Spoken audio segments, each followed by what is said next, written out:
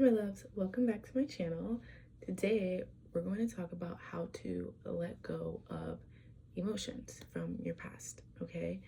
Or people from your past, or things from your past, which at the end of the day, whatever you're trying to let go from your past is tied to an emotional state that still anchors you to the past. So essentially, no matter what you're trying to let go of, person, place, thing, memory, experience, it's still an emotion. So this is how we let go of emotions. Today, specifically, I'm going to talk about unworthiness because I have struggled with feeling worthy, and I have for the longest time held on to that emotion of unworthiness. But for the sake of your own personal situation, I want you to implement whatever it is that you are trying to let go of, whatever emotion it is. Okay, I'm going to talk about the emotion of unworthiness. You feel unworthiness in with whatever it is that you need to work on, okay, or what you want to let go of. When I was a child, I was primed to feel very unworthy, okay? So from childhood to my adulthood, I had a serious unworthy wound.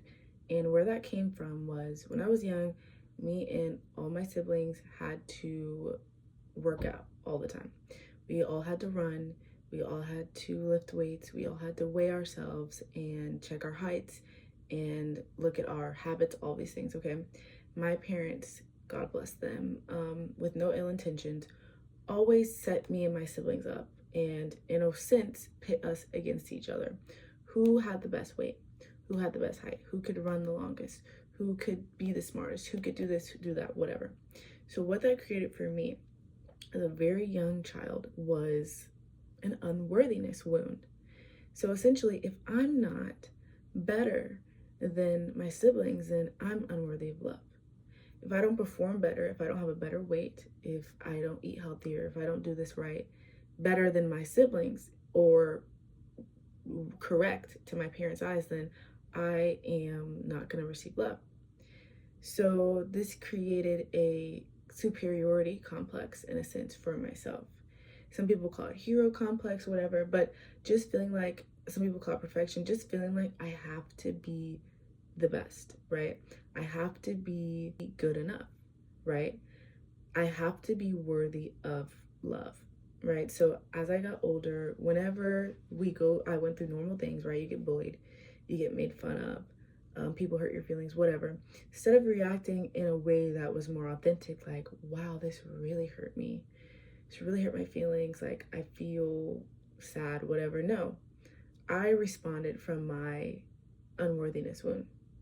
And my response would either be, I'm gonna make this person feel pain. I'm gonna hurt this person back. They're gonna feel my wrath. Whether someone broke my heart, whether someone made fun of me, whether somebody said something that didn't sit right with me, whether someone did better than me, whatever it is, if you make me feel unworthy, I'm gonna come for you. That's it. So, and sometimes it's not even I was gonna come for people. Sometimes it's like, oh, I don't wanna be around this person at all. If there's a potential that I can be made to feel unworthy, whether that's because I'm not as good or I'm not as fast, I'm not as strong, I'm not as pretty, I'm not as this, my hair is not as this, my skin's not as this, whatever. If I could be compared to somebody and they were gonna have the upper hand, I don't even want to be around you. And if somebody attacked me, like literally like, oh, your hair looks weird, I would literally come for these people. Like, you should go, you should die. Like, I'll come for these people like my life depends on it.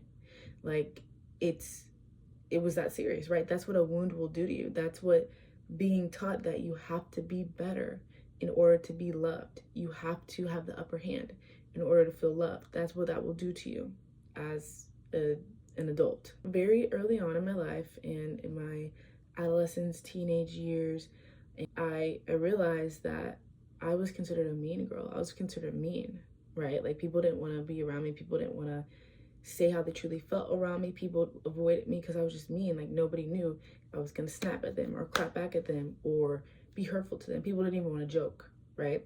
So I was considered somebody mean. Like, you don't say the wrong thing around her. Don't even joke. She is so mean. She will come for you. Okay. And I used to blame people like, oh, but you're making fun of me. Oh, but you're annoying me. Oh, but you're disturbing me. You're disturbing my peace. You're making me feel bad. I used to blame. No matter what it was. Someone disagreed with me, your fault. Somebody hurt me, lied to me, your fault. My emotions are your fault. My unworthiness is your fault. But I realized that if I feel affected by people, if I feel affected by what someone does to me, then it's because I already feel unworthy and I'm reacting in response to that, right? Because somebody could say you're ugly, and if I feel very worthy, I'm gonna be like, okay, or whatever, or don't say that. Versus if someone says you're ugly and I feel very unworthy, I'm gonna respond and react as an unworthy person. So I realized, okay, my reactions to people is not because of the people, it's because I actually do feel unworthy. I react as a unworthy person and I hurt them back. I hurt people back. You hurt me, I'm gonna hurt you back. In order to prove that I am worthy, prove to them I am worthy, prove to myself I am worthy, right? So if somebody breaks my heart and like, you're so stupid, you're so annoying, I'm gonna hurt you back. Why? Because you're proving to me that I'm unworthy, but really I already felt unworthy. So what you did triggered that. But now, to avoid dealing with the fact that I actually already feel unworthy, I'm gonna find any way to prove that this is not right. I am worthy. So I'm gonna prove my worth to you. I'm not gonna walk away from the situation. I'm not gonna choose peace. I'm gonna create more chaos, more trouble, more drama, more yelling, more rudeness. But I'm like, okay, I'm always proving my worthiness, but would I need to prove that I'm worthy if I was worthy? What's known doesn't need to be said. So for me in my relationships, right, I would get cheated on or lied to. And instead of just walking away from these relationships, I would either beg this person to make things right or help me to understand why they did what they did, right? How could you do this to me? How could you do this to me? Why did you do this to me? I needed to know why. I would start hating these people, like have genuine hate in my heart for these people's existence because they hurt me. After I would be hurt in relationships or cheated on, I would make these people look bad as possible. Why? So I could show people, actually, I was worthy and they are the ones that messed up. It was never because I was unworthy, right?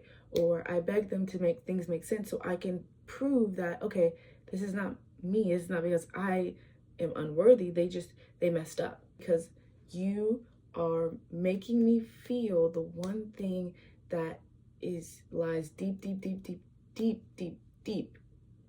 in my childhood, and you're making me feel unworthy when that's not true. So I'm gonna hate you so I can prove to myself that I am worthy. This was never about me feeling unworthy. This is about you making me feel unworthy. This is your fault. This is your fault. That's how I live. That's how I experience all my relationships. Or if I was around people and they clearly had different opinions than me about the world or politics or whatever, like I would just conform to whoever I was around. Like, oh, let me just say this because that is in alignment with what they think, because if I don't, then they might judge me, and then that'll make me feel unworthy. So anything I could do to avoid feeling unworthy, I did. And what is paradoxical about it is that I was never actually avoiding feeling unworthy. I was avoiding the feeling of unworthiness, because how can I avoid something that doesn't exist, right? So I was never avoiding feeling unworthy. I was unworthy trying to avoid feeling it. That's it, trying not to acknowledge it. I remember though, one day I had a awakening, okay? And I fell into this trance and I couldn't essentially escape my mind, right? Like I was forced to deal with everything that I have yet to confront, like all of my emotions, who I've become because of them, my childhood, right? And there's this thing called hypnosis therapy, EMDR, where you can access your subconscious mind. And because that unworthiness wound was created in my childhood is in my subconscious mind, so I had the opportunity to access that. And I remember purging. I was in the worst pain in my life. I was crying. And I just remember feeling like I just want to be myself. I just want to be myself. I just don't want to be judged. I just want to be myself. That's all that I want. I just want to be myself.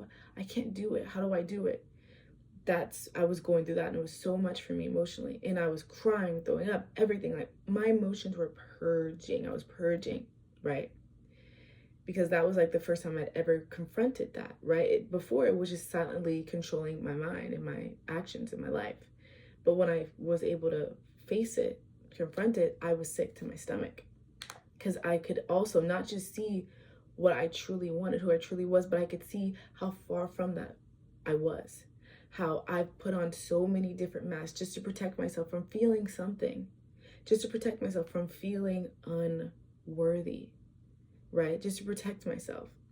So I learned when I was a child that if I'm myself, I will not get love. So I have to find a way to be worthy to everybody. I have to find a way to prove my worth to everybody, or else I won't get any love. And obviously that's not true, but obviously my little child brain doesn't know that yet, but it accepted that as true. And so I got older, and it became harder and harder to just be myself. Someone hurts me, I can't just cry and say I'm hurt. I have to hurt them back. I have to try to understand why they did what they did. Somebody makes fun of me, I can't just let it go and be the bigger person. I have to make them feel worse than they made me feel, so they know that what they did was wrong. And so they know that I am worthy, and you can't say those things about me because I'm worthy, right?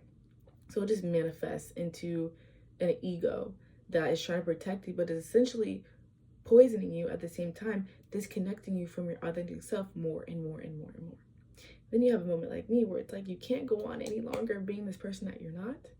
You can't allow the emotions from the past, the pain from the past, to control your entire life anymore. So that outweighs the urge for you to protect yourself, and then everything collapses, and then you see the truth, which is what happened to me. I wore masks. These masks were subconsciously created throughout years of my life, and they turned me cold. They stopped allowing me to feel and be who I really was. Because if I could show up authentically as I really was, then I would allow myself to feel. But I couldn't allow myself to feel. I couldn't allow myself to be hurt, because hurt equals vulnerability. And vulnerability equals an opportunity to get judged. And being judged equals feeling unworthy. So quite literally, anything to get to that point of feeling that emotion of unworthiness. And again, what emotion is that for you? It might take you some time to get to this point where you are very aware of what emotion that you have held on to, but with the work of a therapist or journaling, shadow work, or meditation, or just thinking, you can get to it. It didn't take me a lot to get to this point, right? It just took intention. Like, it took me an intentional amount of awareness, expanding my awareness. Like, well, where did this come from, right? And you'll get to that point. So, but think about what that emotion from your past, think about the emotions from your past. You can have multiple situations. Think about what those have manifested into. Think about how those emotions from the past are trapped in your body, and see how they've manifested. See what version of yourself you've manifested because of that, because you haven't allowed it to release. Chances are it's not pretty and it's heartbreaking, but that's okay. So in reality, I was never successfully avoiding feeling unworthy. I was creating it because I was taking steps to get rid of it. And again, how can you get rid of something that isn't there? How can you get rid of something that doesn't exist? How can I get rid of this pimple right here that doesn't exist? There's no pimple here. How can I get rid of it if it's not there, right? So I wasn't avoiding the emotion. I was literally creating it for myself, like manifesting it, if that makes sense. And this is when I realized that, okay, I'm actually not successfully avoiding it. I'm creating it. So what do I need to do differently? What I needed to do differently was feel it, see it, and release it. And I had little inklings of this. I kind of knew like this was the right thing to do. Like I need to really sit with this emotion and feel it, see it for what it is, and release it. And I knew that because I would have dreams of my partners that cheated on me. And in the moment when they cheated on me in real life, I would crash out, freak out, yell at them, hurt them, figure things out, like, hey, why'd you do this? Why'd you do this? And get angry at them, hate them more and more. But in my dreams, I would just look at them and I would cry and I would feel emotional, like, wow, you really did this to me. And this really hurts me. And then I would like shut the door on them. And I kept having that reoccurring dream. And I didn't know what it meant, but I always woke up feeling lighter. And so I obviously told my therapist that one day, and that's when she explained to me that what you're doing, what your mind is trying to do, is process through that emotion and release it. So in my dreams, I wasn't reacting to the unworthiness anymore. And I knew that because, like, me reacting to the unworthiness meant, okay, I'm gonna have to hurt this person, embarrass this person, make this person regret losing me, try to get this person back. I didn't do any of that in the dream. I felt heartbreak and I was grieving, and I let the heartbreak be the heartbreak. And I didn't do anything to prove my worth. I just let the heartbreak be the heartbreak. And that's what it was. It didn't go from heartbreak to unworthiness. It stayed heartbreak. And I grieved it. And I think that was a major difference between my dream and my real life. This really intrigued me, and I realized, okay, so if someone with the really deep unworthiness one, I know where it came from, and I can see how it manifests in my relationships in my life. And now I've been dreaming and thinking about another way. So I thought, well, if I could somehow prove my worth to myself without needing somebody outside of me to do it, without needing anything external to prove it to me, if I genuinely felt worthy, then I wouldn't be bound to any place, thing, person, situation. So if something did hurt me, someone did hurt me, something could have potentially made me feel unworthy, I wouldn't need to get reassurance from something outside of me. I could just retreat back to myself and embody that sense of worthiness, and these things wouldn't really affect me anymore. They might be painful, but they wouldn't create a sense of more chaos. Like, I need to find any way, shape, or form to make me feel worthy. I wouldn't have to prove it to anybody. I wouldn't even need to prove it to myself. I would just be it. And that would mean no attachments to the external, no attachments to the external world. People, places, things, no attachments to that. Because the thing about the external world is it's very unpredictable and out of my control. So that raises the question, is that what I want my worth to be tied to? Something so unpredictable that I have no control over, that might be here one day and gone the next, that might prove my worth today and not tomorrow? Unpredictability, inconsistency, feeling unworthy today, not tomorrow, some of the day, not the rest of the day, or consistency, tying it to my sense of self, right? Because I was born with me, I'm gonna die with me, I'm always with me. And I can't go anywhere. I can't leave myself. And I'm also in control of myself. So this is sounding really good to me at this point. One of my favorite creators, Neuronknowledge, he says this saying, and it's, you can't change an effect by changing an effect. And for me, that was, I can't change the fact that I feel unworthy by avoiding feeling unworthy. No, you have to change an effect by changing the cause. And the cause is me. I feel unworthy.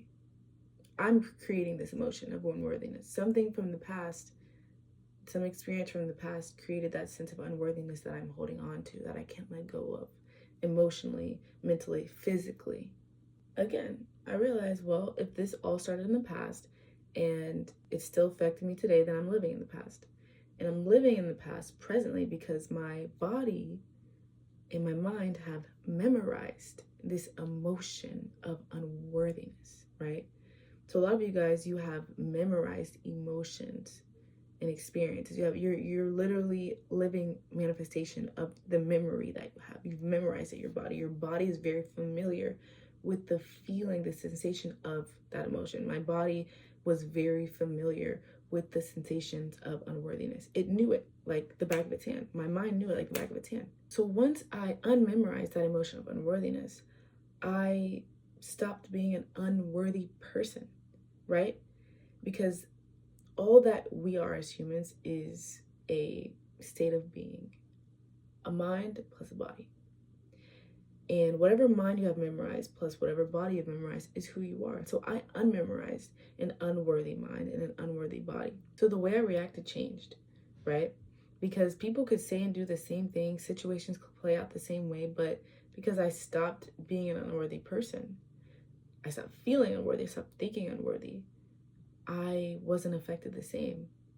Nobody could ever make me feel unworthy unless I feel unworthy. And when I stop feeling unworthy, nobody can make me feel unworthy anymore.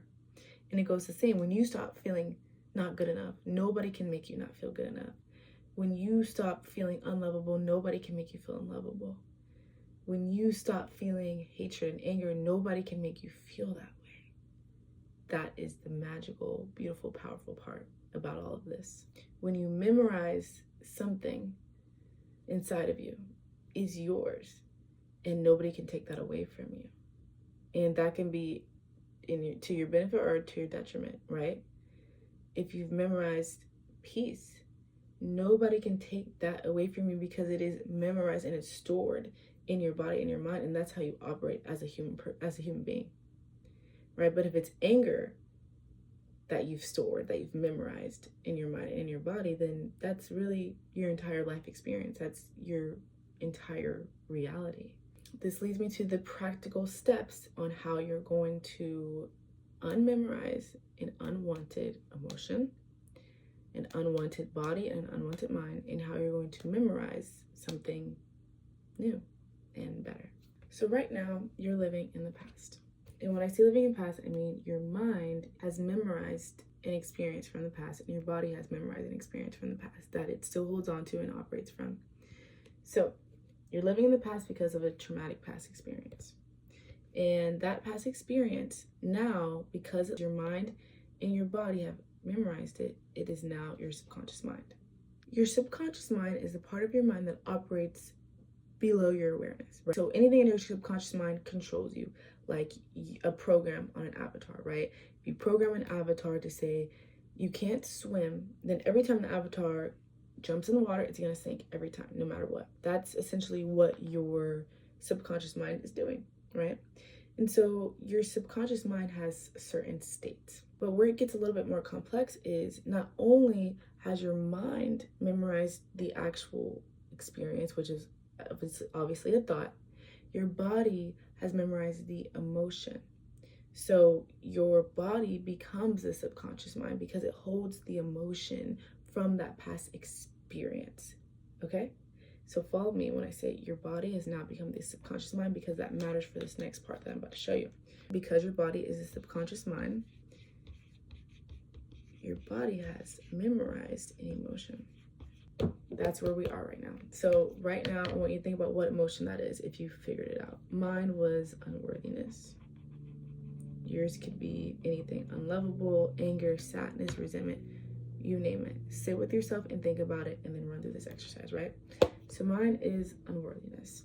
We're gonna run through a scenario in which A keeps the unwanted, undesired emotion stuck in your body and it keeps it manifesting in your life, and then B, how you release it. So this is gonna be A.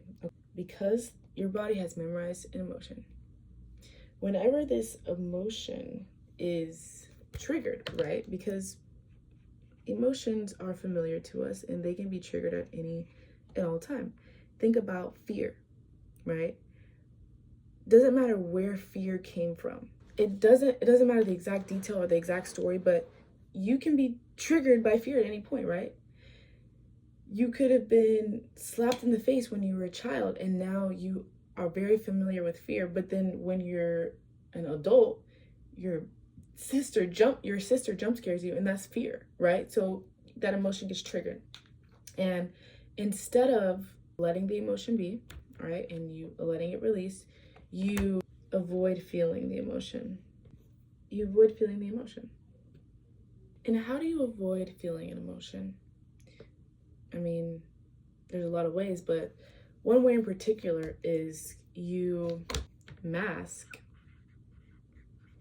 the emotion that wants to be felt and released, right?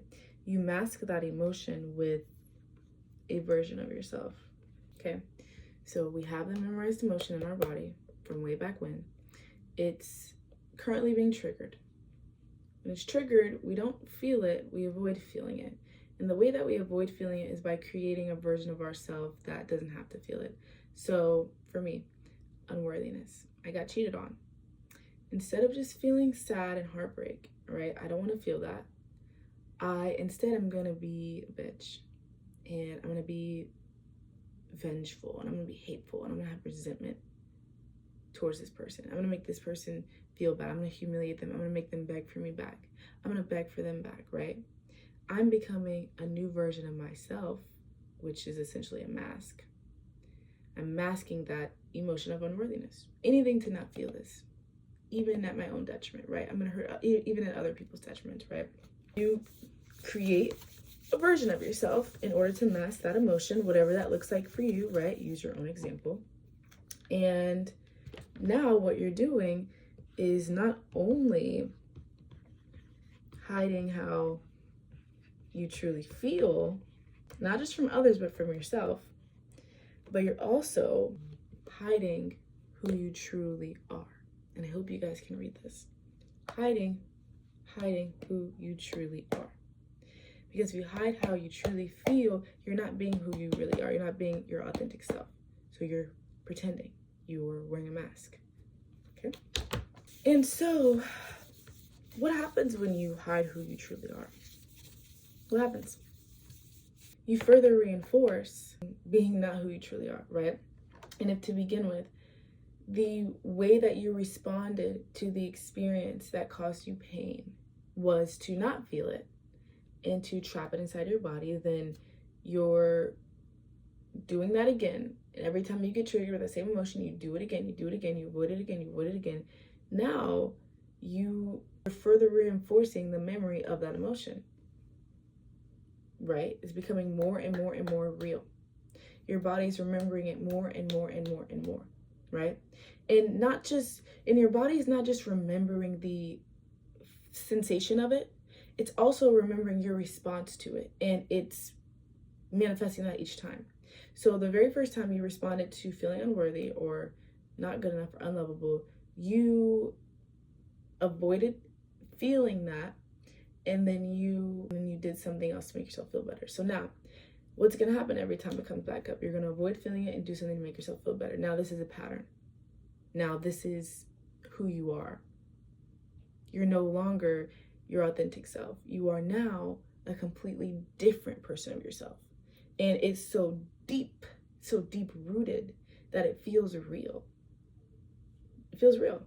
And you not allowing that emotion to release is you not allowing that version of yourself to release. So you have strayed so far away from who you really are. Let me explain something, okay? Reality is everything, everywhere, all at once, simultaneously. As a human being, we cannot perceive all of reality, right? So how does one experience reality? How does a human experience reality, right? So we have our thoughts plus our emotions, right? That's how we function, right? Our brain is the realm of the mind, and our body is the realm of emotions. So we have our body and our brain, our emotions and our thoughts. That's kind of how we create our consciousness, right?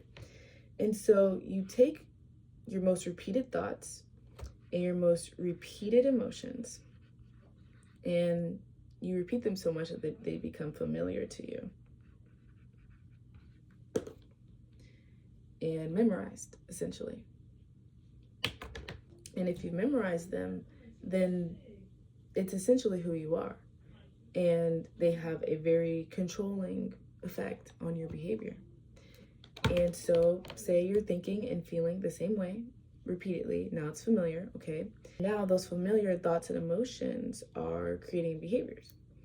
And now those behaviors are being repeated and have become familiar to you as well. And so at this point, all of these repeated, consistent, and familiar thoughts and emotions and now behavior will become your personality. This will become who you are. And what is a personality? Personality is a personal reality. Because as I said before, as a human being, we can't experience all of that reality has to offer. We can only have a personal relationship to it, and we can only have a certain perspective of it. So then that's our personal reality, and your personal reality is your life, your entire human experience, existence, right? So understand that when you do memorize an emotion from the past, when you do memorize in a mind from the past, then you're living in the past, and that is your reality. Your reality is the past. Like, imagine that same trauma that was caused to you all those years back is the same trauma that you're living in, like it's happening right now. Okay, so when you memorize it, it's who you are. That's what I want you to think. Whatever emotions you've memorized, whatever you've memorized from the past and have carried with you mentally and physically and emotionally, is who you are. All your baggage is who you are. That's why people say don't be the victim. Because if you claim the victim, you are the victim. If you carry that with trauma with you, that's who you are. If you carry the victim, you are the victim. If you carry the pain, you are the pain. If you carry the hurt, you are the hurt. If you carry the anger, you are the anger. If you carry the resentment, you are the resentment. Right? So that is what person A does. Now, person B. Person B is actually triggered as well. Right? Same thing happens to person B. Person B gets cheated on. Now, person B is clearly very hurt, very triggered, but person B decides to feel it in their body, right? Person B feels heartbroken. And so person B allows the heartbreak to be heartbreak. They don't question, why do I feel heartbreak? Why do they break my heart? Why do I feel this? They don't go into their analytical mind. They don't allow their mind to get attached to that emotion. And your mind attaching to that emotion is what creates the memory to begin with. When your mind gets involved, your mind wants to create an interpretation, right? And that interpretation is a thought. And that thought will trigger more emotions. And those emotions will trigger more thoughts. And then you get stuck in that loop. That's what happened to person A. Person A was stuck wondering, why am I unworthy? Why am I unworthy? Not because it was just on their mind, but because they were emotionally attached to it, right? So by person B allowing their emotion to be felt in their body as heartbreak, right? Just feel it and you sit with it. Like, I feel heartbroken. I feel heartbroken. That's just how I feel. I don't want to understand it logically. I don't want my mind to get involved. I can be aware that I'm feeling heartbreak. They let it move through their body and it releases. And I'm going to give you an example of that, right? Back to the jump scared example. When you are jump scared, what happens? Boo. Ah. Done. What's happening is you are being triggered emotionally. Fear, right? Anybody's afraid when they don't expect to be scared. And instead of sitting in your mind, like analyzing, why am I afraid right now? Why did they jump and scare me? Why are they wearing a costume? Why this, why that? Nope, you just, I feel scared. I feel fear. And then you scream. That's the emotion moving through your body. Okay? And then what happens after you scream? You go back to normal. Do you hold that jump scare with you for the rest of your life? No, you don't. You don't. And why is that? That is because an emotion is energy in motion. So again, that emotion is moving through you, that energy is moving through you. You let out a scream, and there it is. And that's all that it is.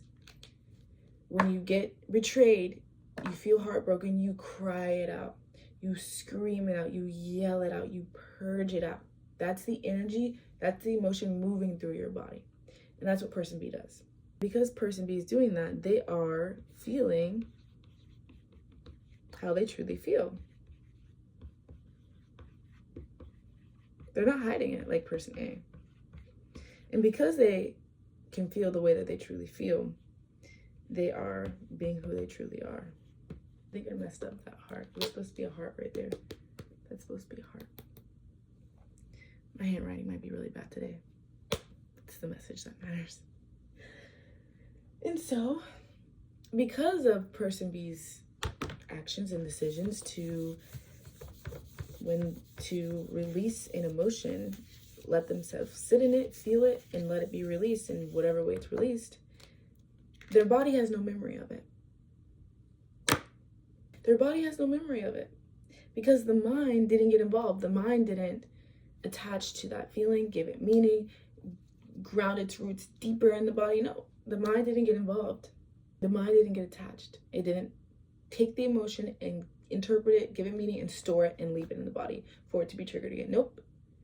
The mind played no part. So the body has no memory of the emotion. Once it's released, the body has no memory of the emotion, right? Great example. I get some water and I drink it. 2 weeks later, am I going to remember drinking that water? No. But I experienced it, right? Like I thought I could think about it, right? Yeah, I can think about it, but really doesn't have a lot of significance. I may or may not remember it. A very small chance I will.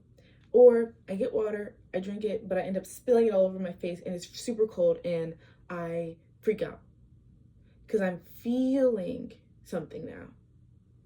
And so now you ask me 2 weeks later, I'm like, oh, hell yeah, I remember when I spilled that cold water on my face, right? Because we think anywhere from 70,000 to 100,000 thoughts per day.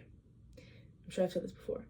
95% of those thoughts are actually the same thoughts as the day before, which is pretty cool, pretty interesting to think about. But what makes certain thoughts stick? What creates a memory? Emotions, right? Emotions. Not all thoughts are important. Not all thoughts you'll ever think about again or care about again. Do you remember the name of the street that you were last on 2 months ago? No. Would you remember the name of the street that you were on 2 months ago if there was a crazy wreck? Yeah. Emotion. Without an emotion, the thought has no value. So now your body has no memory of that emotion. So now your mind has nothing to connect to. There's nothing to trigger you.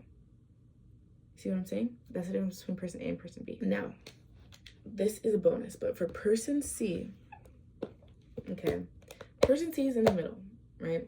Person C has suffered from trauma from their past. And person C has already memorized an unwanted emotion in their mind and in their body. They've already memorized an unwanted mind and an unwanted body. Now, person C is ready to make a change in their life and to stop being triggered and reacting the same to that emotion. So what does person C do? We have to go back to the beginning. If what is creating your agony is living in the past, then that means you have to live in the future. And your agony stems from the past, not just because it's the past, right? Not just because you can think about the past, but because it created an experience, an emotional experience. So what you'll need to do is not only live from the future, but create from the future. Create a desired emotional experience. Create a desired emotional experience from the future. Okay, that's what you have to do. And once you can do that, you gotta get it in your subconscious mind. And we already know why it's important to get something that you want to last in your subconscious mind, because your subconscious mind is your looking glass, right? Your subconscious mind is like a new pair of glasses, right? Right now, as I am, I see all of reality. And then I put my glasses on. And now I see reality through my own lens. That is what your subconscious mind is. Humans don't not have a subconscious mind. So like I said, we can't experience all reality. We already come with subconscious mind. So is your subconscious mind going to be in a state of anger, resentment, fear, joy, happiness? What is it going to be? Whatever state your subconscious mind in is what is going to be reflected back to you. This is why you hear you are experiencing yourself and you're being reflected back to yourself. Because you're not experiencing what is really truly there. You're not experiencing what truly is reality. You're experiencing your interpretation of it, which is why it's a personal reality, which is why it's called a personality.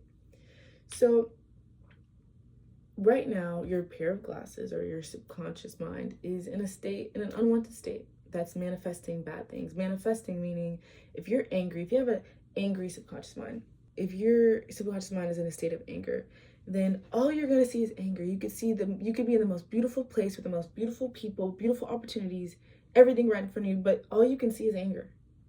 So you see anger, you put yourself in situations to create more anger.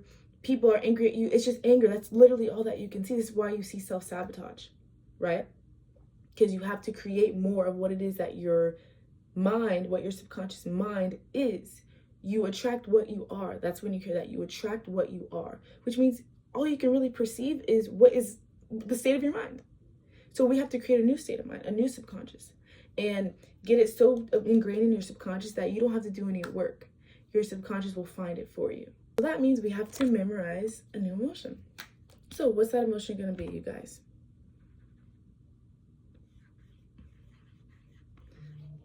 Let's say it's love. Okay, whatever you want it to be. Let's say it's love. What you have to do in order to memorize it is, number one, get creative. Get creative. Write down every single thing that you could possibly think about how you want your life to be. What do you want to look like? What type of person do you want to be? Who do you want to be around? How do you want those people to make you feel? What do you want your life to feel like? What do you want to make you happy? I need you to conjure up the most creative idea possible. Nothing is off limits, okay? Dream person, dream place, dream version of yourself, everything. And I need you to, in fact, start consuming more of what you want to be, right? Because the really beautiful thing about your mind is this thing called metacognition, right? So even if you're literally 2 years old and now you're 33 years old, your mind has the ability to access all of the information, all of the sensory input, all of your memories, thoughts, emotions from your entire life. So what's going to happen is it's going to pull things together and make it make sense. That's the beauty and how creative your mind is, right? So you could be like, OMG, I used to love drawing when I was 2 years old. And oh wow, 2 days ago I saw a drawing. Like, you know what I'm saying? Like your mind will pull anything from anywhere beyond space and time and make it a thing. That's what your imagination is. That's what creativity is, right? So consume more of what you're interested in, who you want to be like, what you want to feel, right? And get creative, write it down, and memorize it. Memorize it like at the back of your hand, right? I need you to be delusionally attached to this, right? Like, even if you have short hair and you don't have big muscles, right? I want you to literally get so familiar with the fact that you want that you start to feel like you have it. Like, I want long hair, I want long hair, like, you need to memorize this list. Make it long, make it detailed, make it very, very creative, and use your imagination. Nothing is off limits. I have to repeat that. Create the best future you can think of and write it down and memorize it. I need you to, again, really get it into your mind that this could be real. Really, really, really get it in there, ingrain it in there.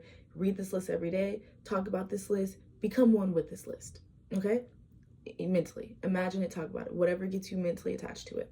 Next, you need to start visualizing it, okay? Because not only is the thought important, the mental connection, but so is the emotion, the emotional attachment to it, because as we said, that is what makes something rememberable and real, is the emotion attached to it. So you have to visualize it as often as you can, right? Because again, you can think about it and it can be a distant memory. Do you want to think about it as a distant memory, or do you want to think about it and feel like it's real, right? So you've done all your thinking, you've done all your planning, all your writing, and now you need to get familiar with how it feels. So whether you meditate, whether you pray, I need you to start imagining so much to the point where you have a physical reaction, physical sensation, okay? I want you to do this until you start feeling happy, you start feeling motivated, excited, okay? You want to get to a point where if you think about your dream life, your dream future, you can be so present with it emotionally and mentally that it feels like it's happening. Like, it feels like it's a real experience, right? Like, have you ever been driving and then you doze off and you're like, whoa, I've just been staring at the road? Or you're thinking about something, like, whoa, how long have I been thinking? I need you to like get to that point where you're losing track of time, right? Make it become so real mentally with your thoughts, with your mind, and so real emotionally, physically to your body that you lose track of the quote unquote present moment. That becomes your present moment. The only way that you're gonna do this is consistency. Every day, every night, multiple times a day, however long you want to do it. Consistency. You have to do it every single day, okay? And there might be times where you try to imagine something mentally and you don't feel emotionally connected to it, okay? And that's fine. And this is probably an indicator that you're being too rigid, okay? You're being too rigid with yourself, right? Because if you want to experience this future, right, this new emotion, this new state of being, and you've never experienced it before, right? You want to experience something you've never experienced before, then you're not going to be able to predict it. You're not going to be able to plan it. You're not going to be able to know exactly how it's going to work out. So when you find yourself trying to control too much or be too rigid, that's because you're trying to make it predictable, right? But you actually want it to be unpredictable, because the more unpredictable it is when it comes to you, when it's manifested, the better you're going to feel. So again, understand your mind is so creative. You give yourself the foundation. I'm not saying to not have a plan, right? Like I said, consume what you want so you can get an idea, so you can create that foundation for what you want your future to look like. And then give that foundation to your mind and let your brain do its thing. Let it have creativity. Let it pull some strings. Let it flow. You'll create better when you're in flow. You'll be emotionally attached to your thoughts when you're in a flow state. If you feel like you don't feel anything emotionally, it's because you're trying to control it. Like, okay, I turned left here. Okay, this is exactly how the person looked. Let your mind do what it will do. It has so many answers. Keep feeding your mind and it will manifest the best imagination, the best experiences without you having to try. This is a flow state. We're not working with our analytical mind here, okay? There's different brainwave states, and you can look this up. There's beta, there's alpha, and there's delta, right? Delta state is the state your mind is in when you have access to your subconscious, right? And the whole purpose of this is to get something into our subconscious. So you want to avoid being in beta, which is your analytical, logical, critical thinking mind, because you can't be in two brain states at once. You're either in an analytical state of mind or you're in a very suggestible state of mind, your subconscious, right? So anytime that you feel rigid, you just have to stop. Stop what you're doing, come back to it later, get yourself back relaxed. Relax. Your brain state matters. You have quick access to your mind, your subconscious mind. You have quick access to your subconscious mind, and you can reprogram it with that emotion, have it memorize what you want to memorize, okay? So if you need to listen to music, if you need to be around someone creative, if you need to be alone, if you need to be with people, if you need to sleep, if whatever it's going to do to get you in that creative, relaxing flow state of mind, that is a direct doorway to your subconscious mind, and that's what we are essentially trying to get into and reprogram and, change our lives. You have to really think outside of the box, okay? So when you're consuming things, you need to intentionally consume. I'm not saying over consume everything and then do nothing with it, but chances are the life that you're living right now isn't making you happy. So you need to give your brain more to work with. Give your brain more creativity, right? Like, again, remember the metacognition. If your mind has the ability to take something from over here and over here, from this time, from this year, from this moment, from this smell, and make it into something beautiful, consume as much as you can that you enjoy. And don't worry about how it's going to come together. It will all come together. Once you get this new desire, this new visualization, this new memory trapped in your subconscious mind, and the way that you do that is purely consistency. That's all you have to do. You just have to do it every single day, and not just get your mind attached to it, but get your emotion attached to it, right? Because again, the language of the subconscious mind is emotion. You don't want this to just be, you don't just want this to be another thought that fleets. You want this to be an experience, right? What's going to happen is you've done all the work. You've been clear about what you want. You've been clear about how it looks, what it feels like, what it does for you. And you've done this consistently. And now it's become the new state of your subconscious mind. It's become a new program in your subconscious mind. So you've done all the work, you give it to your mind, and now your mind is like, here's our new pair of glasses, and now we're going to find what it is that you're looking for. We're going to find what it is that you've been embodying, because this is who we are now. And no matter what you've created, no matter what you've envisioned, imagined, you will find what you're looking for. That state of mind that you've been practicing will manifest. That emotional state will manifest. You will find it because you are it. It was already there. The potential already existed, but now you've primed your subconscious mind. Now you've primed your subconscious mind to see it, and it will see it. And that is all it will see. And so that is all that it will be. And so that is all that you will be. And so that is what your life will be.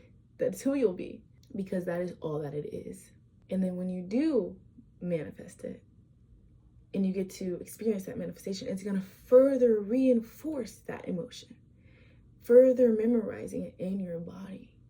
And it's going to create even more emotion that's going to be memorized even more. That's going to become part of who you are even more, a part of your subconscious mind, even more a part of your personal filtering system, a part of your personal reality, a part of your personality. And then we go back. Your body will become your subconscious mind because now your body has experienced the emotions of your dream life, of your dream future, so much that it knows the memory, it knows the feeling. And now you're living in the future. So now not only are you physically and emotionally always living in alignment with your dream future, you are also mentally aligned with it. And now you are it. And there's nothing more for you to do other than exist. And your entire being will work to keep that the same, and it will work in order to keep you the same, which is your dream future, right? So not only are you not going to be bound to the past once you do this, because it has no emotional tether, you can also manifest a dream future, dream reality, okay? Really hope this video helps, and I hope my whiteboard was helpful. I just wanted to use, I just needed an excuse to use it because I like drawing. But I love you guys so much. I'll see you in the next video. Bye.